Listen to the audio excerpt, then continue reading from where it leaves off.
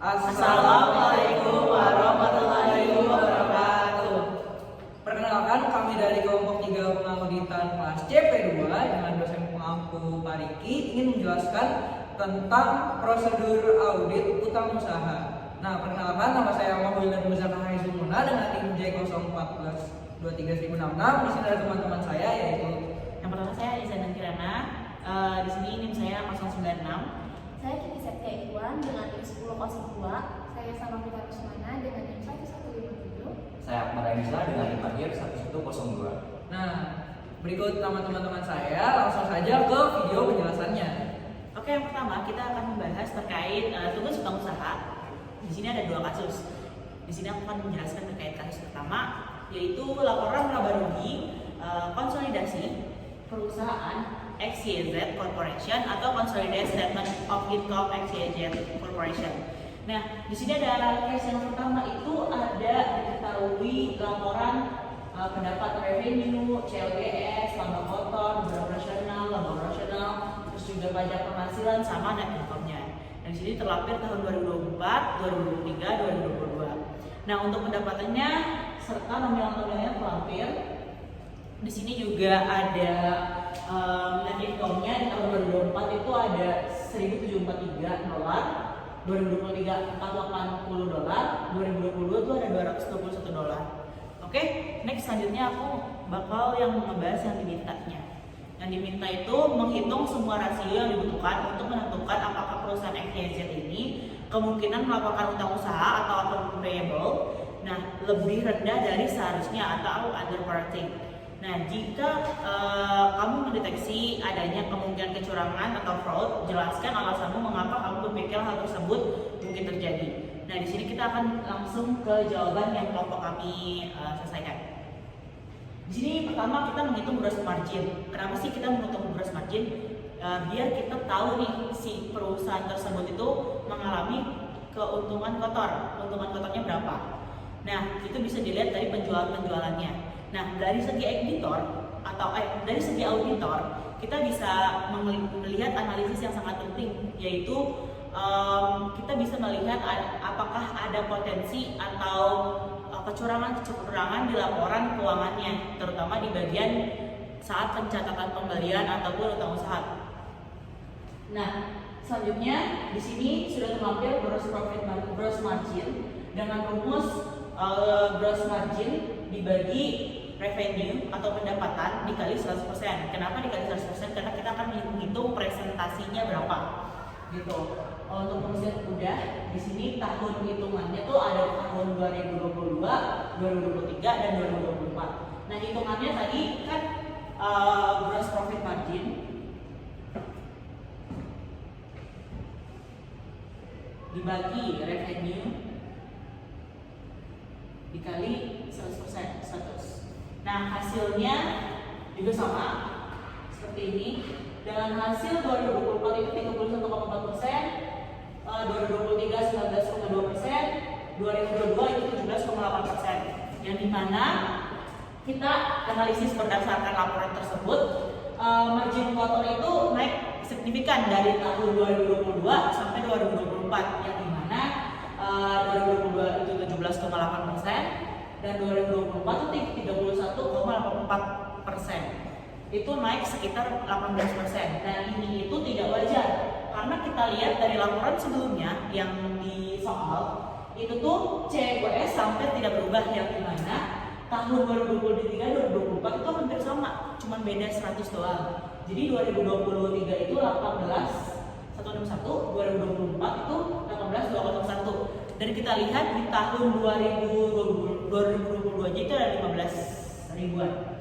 Nah, itu kan gimana ya, pendapatannya revenue-nya CGS-nya menurun, tetapi pendapatannya naik gitu teman-teman.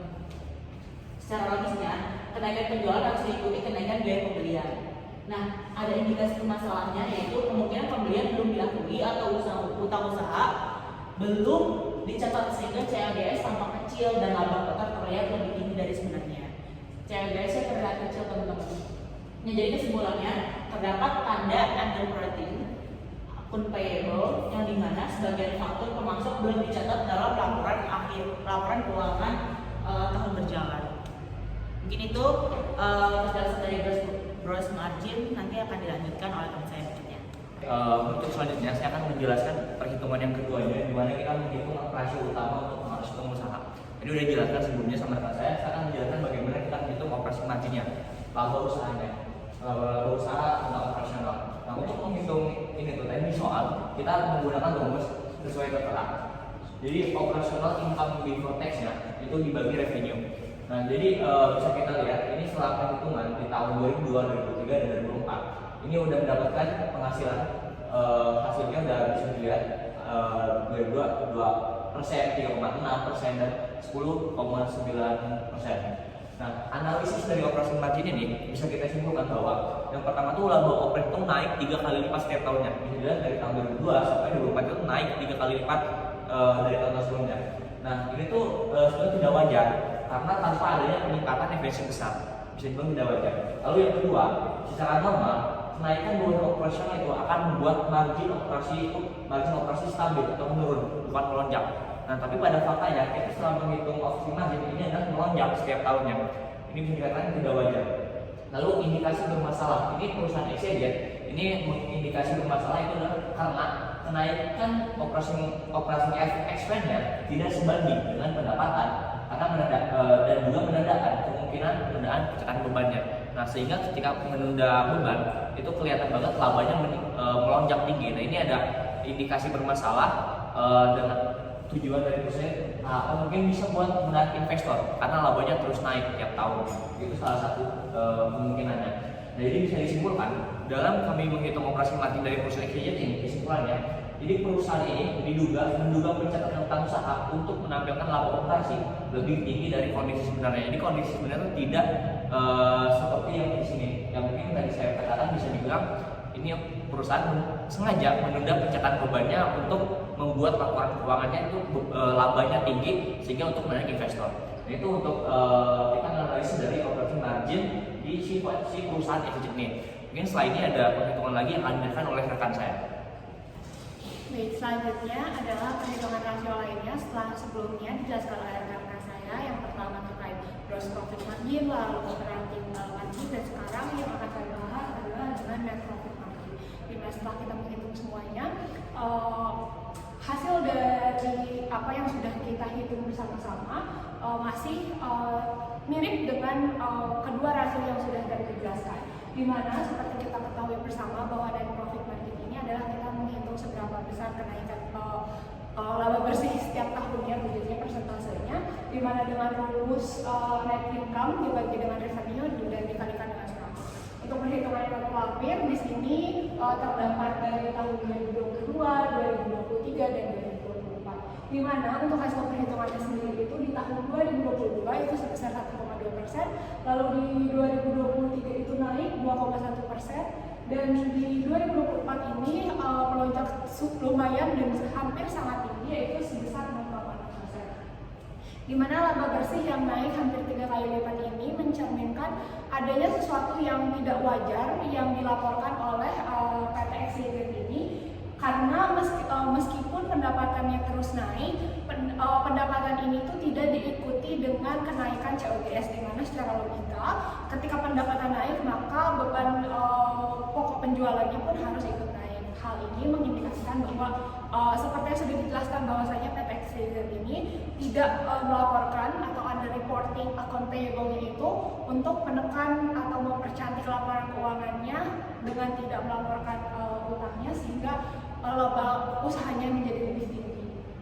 Gitu. Pertumbuhan laba di negeri ini tidak didukung dengan perbaikan efisiensi operasionalnya, di mana seperti yang kita ketahui juga di laporan keuangan bahwa beban operasionalnya itu justru semakin naik setiap tahunnya, meskipun diikuti dengan pertumbuhan pendapatan, akan tetapi tetap tidak wajar karena tetap menghasilkan rasio-rasio yang terus melonjak naik, begitu, tanpa adanya efisiensi dari biaya-biaya, baik itu biaya operasional maupun biaya seperti biaya beban pajak.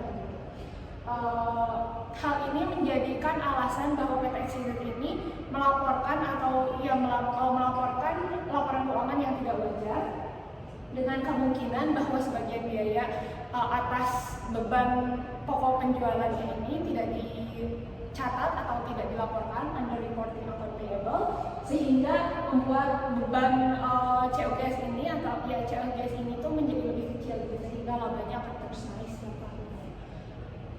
Mungkin boleh lanjut.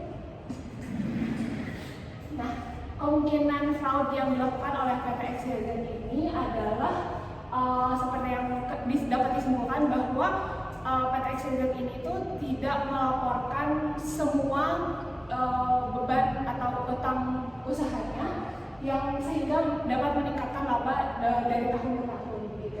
Alasan indikatifnya itu yang pertama, COGS-nya itu tetap stabil begitu, meskipun ada kenaikan tapi tidak berjalan searah begitu dengan kenaikan pendapatan.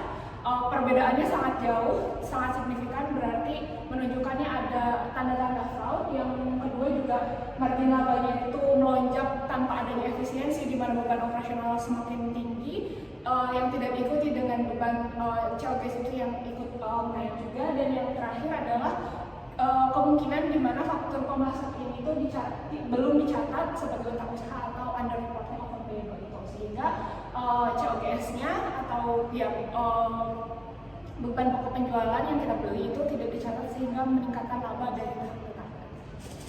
Oke, kita lanjut gimana kita bisa memberikan kesimpulan tentang gimana kelompok kita menyelesaikan dari case 1 ini dengan menghitung resiko utama untuk menganalisis usaha. Jadi bisa disimpulkan, jadi si PT Exhibit ini terdapat indikasi kuat jadi kecurangan pelaporan atau fraud. Ini berupa under reporting account payable untuk apa? Untuk mempercayai laporan keuangan. Nah, ini tuh salah satu penyebabnya itu bisa berupa kesalahan pencatatan dari si pihak akuntingnya, atau yang kedua bisa dari kelalaian dari perusahaan, atau ketiga kesalahan rekonsiliasi, atau malah ini menjadi penipuan yang disengaja oleh perusahaan PT XYZ. Nah, dari beberapa penyebab itu mungkin ini bisa menjadi dampaknya gitu. Dampak apa sih dampak ketika perusahaan ini mempercantik laporan keuangannya? Itu dampaknya bisa saya asumsikan. Yang pertama itu laporan keuangan tidak akurat tentu. Yang kedua pastinya dengan kesalahan pengambilan keputusan nantinya si manajer atau malah pemimpin perusahaan. Terus konsekuensi hukum ini bisa lari ke hukum karena ada dugaan melanggar hukum. Dan yang terakhir mungkin ini adalah kerugian finansial, karena kesalahan pencatatan bisa menjadi nanti salah penghitungan di dalam dan menjadi kerugian finansial keuangan di perusahaan. Mungkin itu kesimpulan bagaimana kalau kita menyelesaikan case soal nomor 1 di mata kuliah komoditas saat ini. Mungkin selanjutnya kita lanjut ke case 2 yang dihadirkan oleh rekan saya. Ya, baik, selanjutnya ada case kedua, yaitu secara sederhana dan singkatnya ABC Stores adalah perusahaan retail yang melebihkan laba bersihnya dengan cara mengurangi saldo utang usaha dan mencatat kredit pemasok fiktif. Firma audit John & Peter dikritik oleh SEC karena gagal mengumpulkan bukti audit yang cukup dan tepat dalam memeriksa akun utang usaha tersebut. Baik, langsung saja ke analisisnya. Jadi kelemahan utama si Banana Advertising ini itu terletak di bukti auditnya, yang dimana secara prinsip kecukupan dan ketepatan sangat amat melanggar. Yang pertama, secara prinsip kecukupan, auditor hanya menganalisis 25 bukti dari 1.100 bukti dengan nilai $300.000. Nah, yang dimana dalam prinsip kecukupan, bukti-bukti tersebut sangat tidak amat cukup. Yang dimana seharusnya dengan sifat skeptisme profesional dari auditor, seharusnya memperluas dari pengujian substantifnya.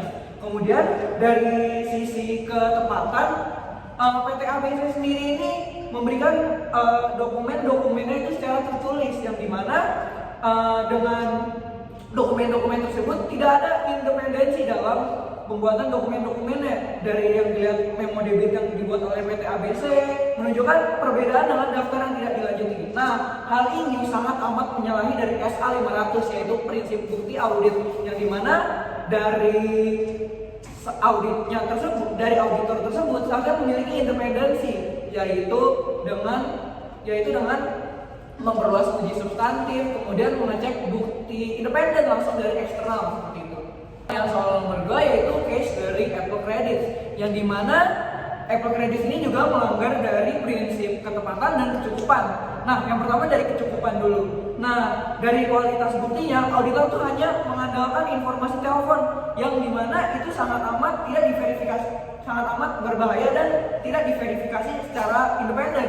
Dan bahkan manajemen ABC pun berpura-pura menjadi orang eksternal, yaitu berpura-pura sebagai vendor, sehingga sumber buktinya itu jelas sangat amat tidak dapat dipercaya.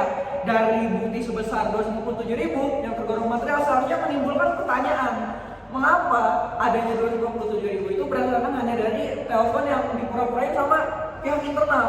Nah, seharusnya sebagai seorang auditor itu mengandalkan bukti tertulis dari pihak ketiga yang independen. Nah, secara ketepatannya penolakan dari pihak manajemen ABC ini untuk memberikan konfirmasi tertulis itu merupakan indikasi dari fraud, yaitu yang seharusnya mendorong auditor untuk memperluas uji substantif.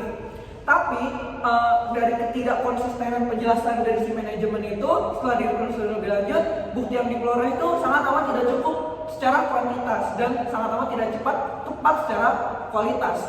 Nah, oleh karena itu pada kasus Apple Credit ini, auditor tuh melanggar SA 500 di bagian keandalan atau reliability, yang dimana harusnya menekankan pentingnya kriteria dari bukti dan sumber eksternal independen. Nah, penerimaan bukti lisan juga tanpa validitas itu merupakan bentuk pelanggaran dari prinsip keprofesionalan auditor, seperti itu.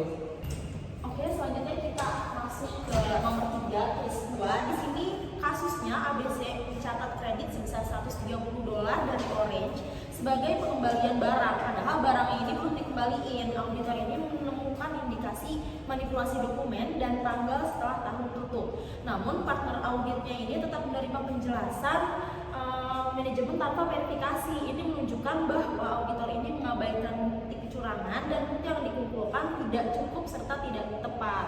Nah, untuk pembahasan kasusnya, jadi dalam pengujian terhadap Orange Inc. sebesar $130, auditor sebenarnya telah menemukan indikasi kecurangan yang jelas nih melalui temuan dokumen yang dimanipulasi, memo kredit yang bertanggal setelah akhir tahun, dan adanya kalimat "don't post until merchandise receive" yang sengaja dihapus dengan spidol. Nah, itu menunjukkan bahwa adanya upaya penyembunyian fakta. Selain itu, staf auditor juga telah melakukan konfirmasi langsung dengan bendahara Orange yang menyatakan bahwa barang tersebut belum dikembalikan dan bahwa kredit tersebut tidak sah. Namun partner audit justru mengabaikan bukti kuat tersebut dan menerima penjelasan dari pihak internal ABC tanpa melakukan prosedur tindak lanjut atau verifikasi tambahan. Keputusan untuk tidak menghubungi kembali pihak Orange dengan alasan adanya litigasi menunjukkan bahwa pembatasan lingkup audit ini yang tidak diatasi dengan prosedur alternatif. Hal ini mengakibatkan bukti yang dikumpulkan ini tidak cukup karena auditor ini menghentikan pengujian meski telah menemukan indikasi kecurangan dan tidak tepat karena bukti dari pihak internal ini dianggap seperti valid daripada konfirmasi langsung dari vendor. Jadi analisisnya terdapat manipulasi dokumen atau kalimat yang dihapus dan bukti eksternal yang diabaikan. Keputusannya ini tidak menghubungi vendor karena alasan mitigasi scope limitation tanpa prosedur alternatif. Nah, hal tersebut itu tidak sesuai dengan standar akuntansi 500 dan standar akuntansi 330. Auditor ini seharusnya melakukan prosedur alternatif, misalnya dengan meninjau surat menyurat atau dokumen hukum untuk mengonfirmasi klaim tersebut secara objektif. Selanjutnya kasus keempat, di sini ada account payable accrual. Jadi kasusnya ini auditor hanya mengonfirmasi 50 dari ribuan vendor dan menemukan potensi utang belum dicatat hingga $500, tetapi hanya disesuaikan sebesar $260. Selain itu, manajemen mempengaruhi jawaban vendor sehingga bukti kehilangan independensi. Kasus ini menunjukkan bukti audit yang tidak memadai dan tidak handal. Nah, penjelasannya pada bagian account payable accrual, kelemahan bukti audit ini terlihat dari sisi perencanaan sampling, proses konfirmasi, dan tindak lanjut dari pengujian cut-off. Auditor ini hanya memilih 50 vendor dari ribuan pemasok. Jumlah ini tidak representatif tentunya untuk populasi sebesar itu, terutama ketika pengendalian internal perusahaan ini diketahui lemah. Hal ini menyebabkan kecukupan bukti tidak terpenuhi karena ukuran sampel tidak proporsional dengan tingkat risiko material salah saji. Selain itu, auditor juga tidak menyadari adanya intervensi manajemen di mana dari pihak ABC ini menghubungi pemasok yang menerima surat konfirmasi dan mengarahkan jawaban mereka. Akibatnya, bukti konfirmasi eksternal yang seharusnya independen dan andal menjadi terkontaminasi sehingga ketepatan bukti auditnya ini menurun.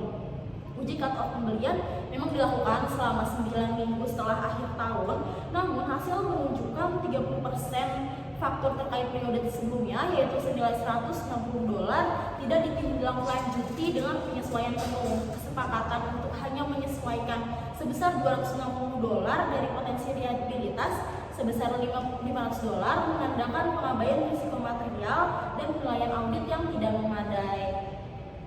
Nah, kelemahan ini menunjukkan bahwa auditor ini gagal menerapkan skeptisisme profesional serta tidak melakukan perluasan prosedur saat hasil pengujian menunjukkan anomali yang signifikan. Nah, di sini kecukupannya jadi tidak cukup karena sampel konfirmasi kecil 50 dari ribuan vendor. Hasilnya jadi tidak representatif. Terus tidak tepat juga karena bukti eksternal tidak independen karena intervensi manajemen. Gitu. Jadi ini tuh tidak sesuai standar akuntansi. Harusnya dari standar akuntansi 500 ini bukti audit harus cukup dan tepat untuk mendukung opini wajar tanpa pengecualian. Namun dalam kasus ini baik jumlah maupun kualitas bukti tidak memenuhi standar tersebut. Nah, selanjutnya ada kesimpulan.